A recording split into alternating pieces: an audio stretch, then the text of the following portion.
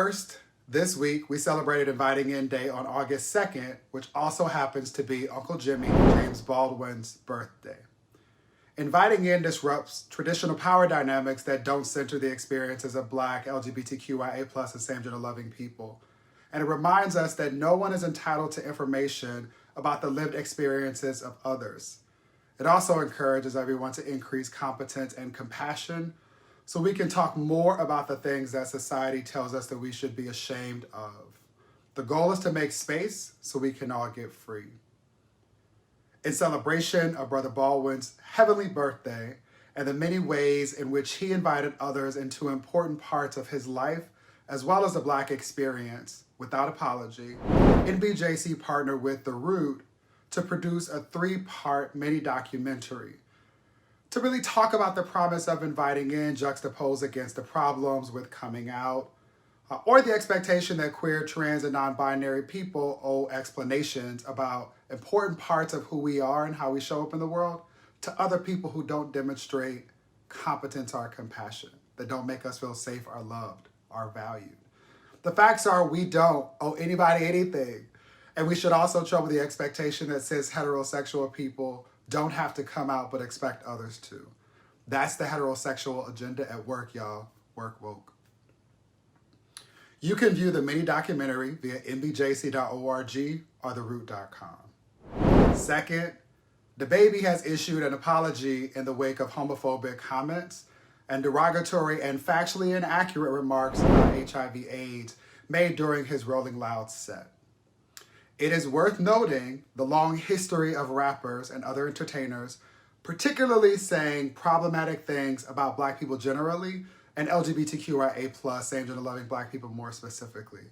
It's also worth noting that his apology comes only after he was stripped of coveted spots at music festivals and was dropped by brands.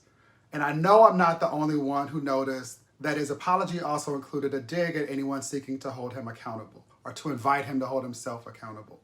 A tool of white supremacy is people thinking that unpaid labor is expected, especially of individuals and communities frequently targeted or disparaged. Hashtag, it just don't work like that. DaBaby's comments are disgusting, period, full stop. And all of us should have grown beyond the tired and shallow punchlines and cheap jokes that exist mostly at the expense of the most disenfranchised members of our community. Beyond that fact, what's often said is trite, recycled, and shallow, and we should be clear that these moments only fuel thoughts and behaviors that contribute to stigma that can result in violence and even death. There's way too much work to do, y'all, to address white supremacy and its vestiges than to be engaged in this foolishness. Let's do better. Third, U.S. shot putter Raven Saunders held up her arms in an X on an Olympic podium after winning silver medal. Saunders said that the gesture represented the intersection of where all people who are oppressed meet. The International Olympic Committee is looking into whether the gesture breached guidelines about making a political statement at the podium. A clear example of how rules are used as a tool of white supremacy. On display, on display, on display. At the same time, the U.S. Olympic and Paralympic committees have expressed support for Saunders, saying she didn't break any rules. And she was respectful of other competitors. Respectful. Tools of white supremacy. Saunders, who is unapologetically Black and queer and excellent at her sports, has talked about shining a light on those around the world who are fighting and who are often doing so without a platform to speak from. Saunders continues the legacy of Black queer leaders illuminating the path toward freedom for all. She is speaking out and bringing much needed attention to issues that greatly impact members of our community. Raven, we see you and we are honored to be in the arena with you. Let's all get free.